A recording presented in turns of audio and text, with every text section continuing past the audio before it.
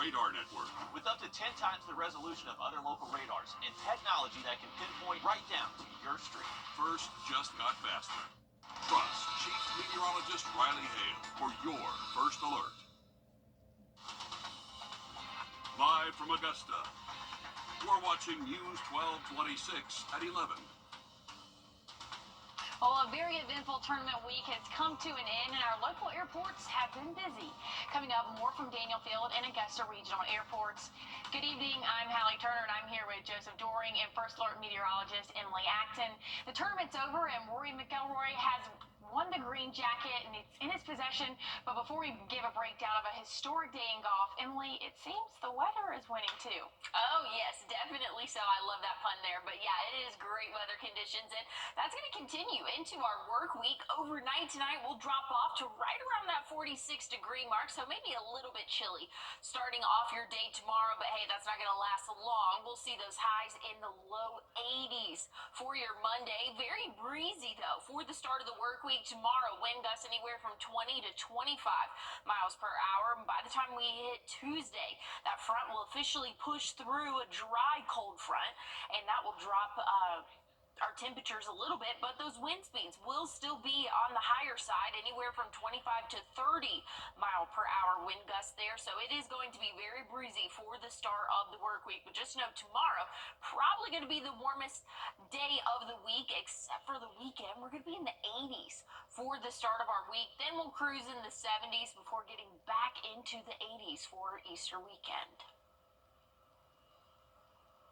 Thanks, Emily. Well, ladies and gentlemen, I have seen many incredible sports moments with my own very eyes, but nothing has compared to what we just witnessed at Augusta National Golf Club. My voice is a little hoarse, if you couldn't tell, just like many of those who were out there Sunday. After an 11-year drought with no major championships, specifically at the Masters, this is finally over for Rory McIlroy. He has now conquered every single major there is out there. This was certainly not the first walk in the first cut for Rory. After opening his final round with a double bogey, he responded with back-to-back birdies on holes 3 and 4. After picking up 2 more birdies on 9 and 10, Rory carried a 5-shot lead with 8 holes left to go. Then it was time for Amen Corner. Rory bogeyed number 11, then proceeded to make double on 13 right here after laying up and trying to play it safe, but ending up in Rays Creek. That 5-shot lead quickly turned into a tie for first when Rory was walking down the 15th fairway. That's because Justin Rose was unconscious during his second 9 on Sunday. This massive birdie on the 18th hole for Rosie gave him the clubhouse lead at 11 under. Rory walked onto the 18th tee with a 1-shot lead and this par putt to win the tournament, but he short-sides it, and that would send us to a playoff for the first time at Augusta National since 2017. To the playoff we go. Justin Rose has been in this position before in that most recent Masters playoff against Sergio Garcia. He was about 40 yards behind Rory's tee shot, but hey, it didn't matter. Rosie nearly jars his approach shot, which landed just a foot in front of the hole, rolled out just beyond it. Rory looking to one-up Rose and channeled those final round nerves. I mean, just look at this shot here. Seeing each of these golfers hit these shots in person was something out of a movie. Rory plays the approach perfectly off the slope and was left with just about 3 feet left for birdie. Rose goes up first, trying to bury another 18th hole birdie to put the pressure on Rory. The putt on the way, and my goodness, it didn't break a single millimeter. Rory's time, once again, a putt for a green jacket and the career Grand Slam.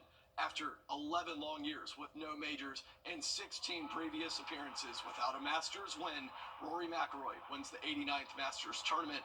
The emotions of one of golf's biggest stars finally shown to the rest of the world.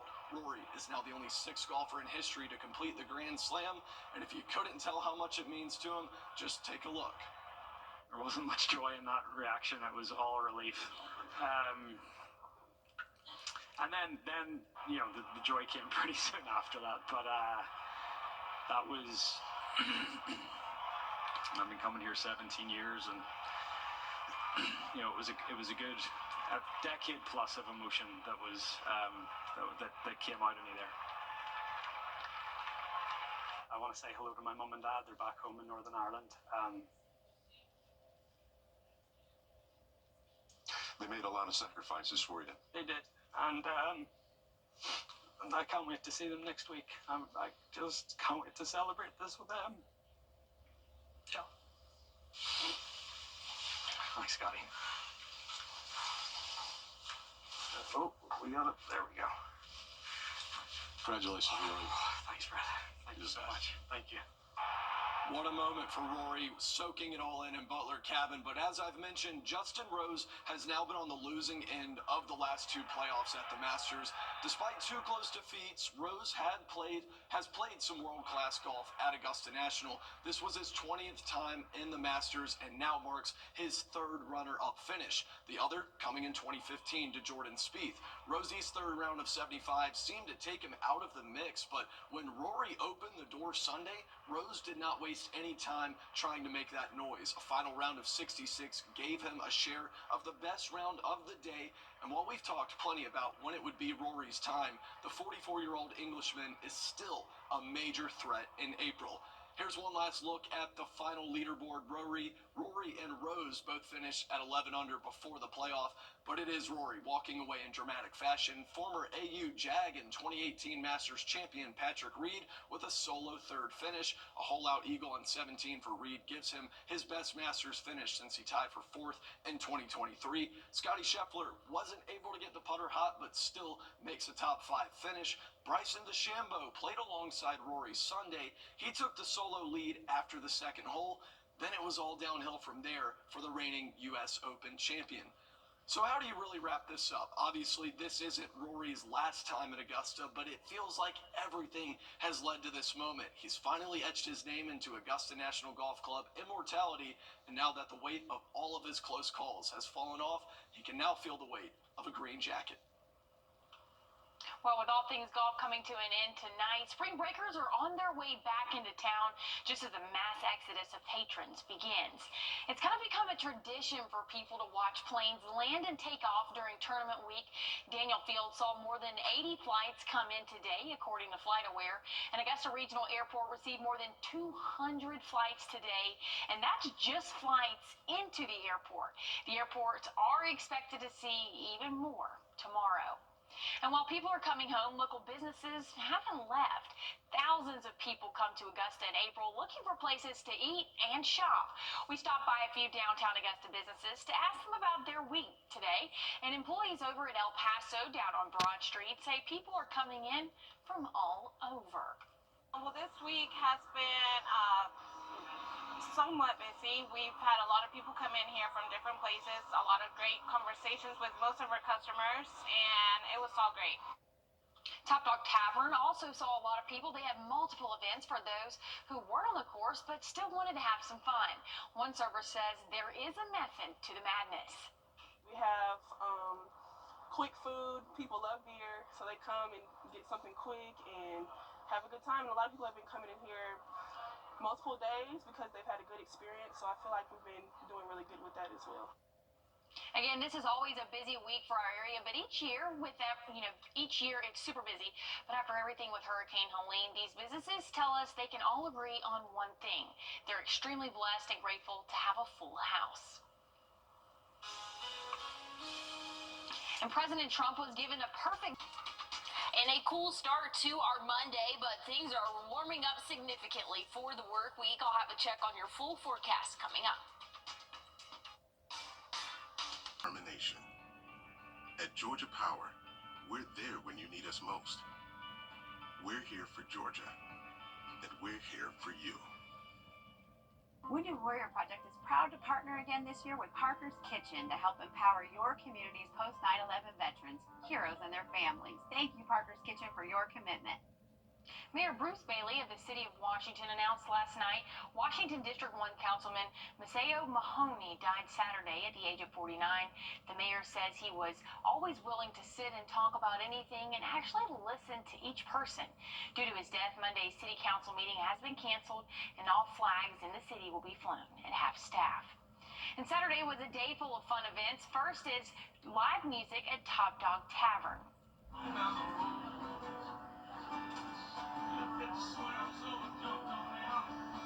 Out past Nashville, Daniel was performing until midnight, but other bands like Perfect Picture and Greg Hester performed earlier in the week. One band says the event is perfect and a perfect opportunity for people to tune into new music. Well, even though my band been together 19 years, a lot of people still don't know about us. So, and we don't usually play in town that much. So this is a good opportunity for people who never heard us or don't know us will get to know us. And some people from out of town might want to decide that they want our band to come to their town. Top Dog Tavern often has live music along with other events. And Aiken Fest was over today, so we had people go out and enjoy one more final day of family fun. The annual festival started last week, and there are more than 21 rides, games, and food for a busy day for the kiddos. Visitors say it was nothing but a good time. While we get to come together and have fun, because you get to, have stuff like this. You get to eat, you get to do a lot of stuff, you get to get on rides, fun rides, bring your kids and stuff, sir. This is very fun. I recommend everybody coming out here. It attracts so many people because it's a big event, and like people need to come have fun, For like the little kids, the older kids, the adults. We got good food, we got good rides. Come support, y'all. We're here one more day. Now, if you missed out on the chance to go to Aiken Fest this year, the festival is hoping to come back again next year. In the results of President Trump's physical or... Well, we have a warm start to our work week, but a windy start as well. I'll have a look at your 7-day forecast, and we'll cool off a little bit for us coming up. Augusta University Health System is now WellStar, affiliated with Medical College of Georgia, which means you get more personalized care, more compassionate expertise. WellStar, more than healthcare, people care.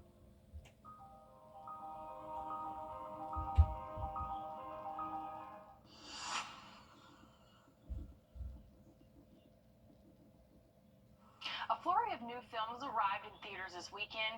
Did any replace the reigning champ at the box office? Well, David Daniel has the early estimates for the top 5 films in theaters. Riley, everything okay? Drop debuted in 5th place. The thriller called up $7.5 million. The real-time combat thriller Warfare made $8.3 million, opening in 4th place. The Amateur, starring Oscar winner Rami Malek, debuted 3rd with $15 million. Oh, so you want to hear the story now? The King of Kings was the top new movie in theaters, opening 2nd with $19.1 million.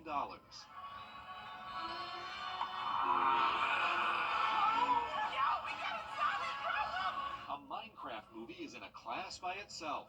The family film stayed number 1, grossing $80.6 million for a 10-day domestic total of $281 million.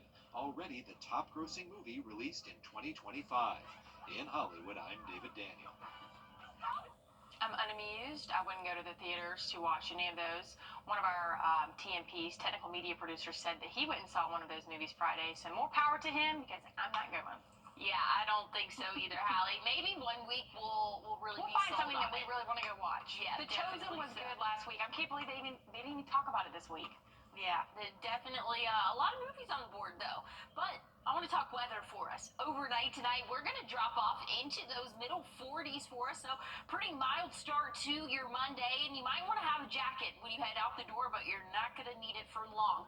We're expecting to see those highs warm up into the 80s. But clear sky conditions again overnight tonight. Not tracking any rainfall. So that's going to help our temperatures again drop off. But we'll see upper or lower 80s, for the start or the end of your day tomorrow for us. So that average high temperature going to be right around that 83-degree mark for us. And then we'll cool off overnight Tuesday and into the afternoon. Really not warming up much. We'll see those highs only in the low 70s. So about a 10-degree difference from what we will see Monday afternoon to Tuesday afternoon. And it's going to be very windy as well as we have a front pushing through overnight Monday into Tuesday, but very gusty conditions tomorrow. Wind gusts anywhere from 20 to 25 miles per hour. And then once we get into Tuesday, could get up to 30-mile-per-hour wind gusts. So very breezy for the start of the week.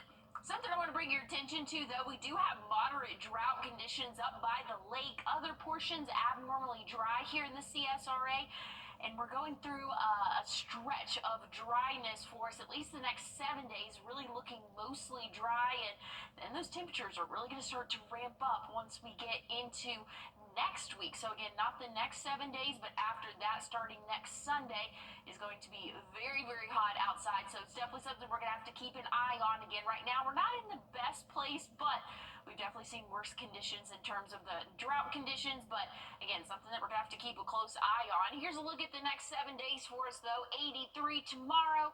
Middle 70s for your Tuesday and Wednesday, even into Thursday. We'll see those 80s again, though, for Friday and into your Easter weekend. It is going to be a hot one, Hallie. Thanks, Em. Pennsylvania Governor Josh Shapiro and his family were forced to evacuate. Break. Here's a live look at Omaha and your winning lottery numbers.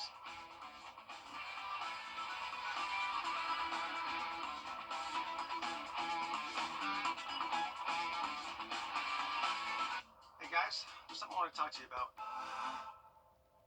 This is the one. Let me handle this. But I wonder if the other store has it cheaper. We'll beat any competitive price by 10%. Oh, wow, that's great. It sounds a little too good to be true. Can I speak to a manager? Can I talk to the owner? Also me. We're employee owned.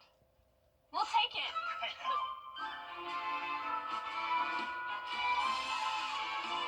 Oh. It happens all the time. Break up with your big box store today. Oh, yeah, dude, that doesn't look... Say.com to apply for the money you need. Trust meteorologist Emily Acton for your first alert. First Alert Radar, powered by Jim Hudson Automotive Group. If you've been to Charleston, you may have paid a visit to the iconic Angel Oak tree. Earlier this week, a $12 million project was proposed to add a welcome center to the site. Leaders say the goal is to create a community gathering space where visitors can learn more about the significance of the tree and the history of the land around it. Plans for the welcome center include offices, a gift shop, and a nature play area. The current gift shop is expected to be torn down and moved. The project will move forward in design approval before construction. Pretty cool. Definitely cool, Hallie. Hey, we didn't have any measurable rainfall today. Not looking like it for the next 7 days, but I'll have a final check on your forecast coming up. Some moments are too perfect for words. A love so true. A night so magical. At Windsor Jewelers, we help you find the ring that tells your love story. A ring as timeless as your forever. Because when the moment is right, only the perfect ring will do. Windsor Jewelers, where forever begins.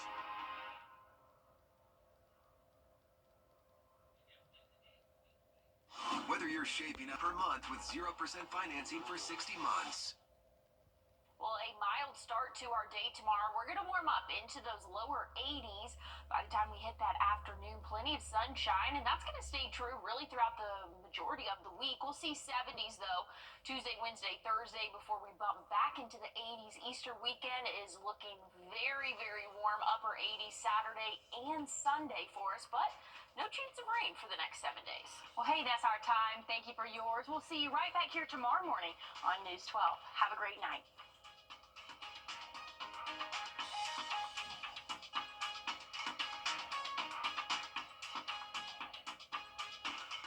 Get in, let's draw sleep sale. Trust meteorologist Emily Acton for your first alert.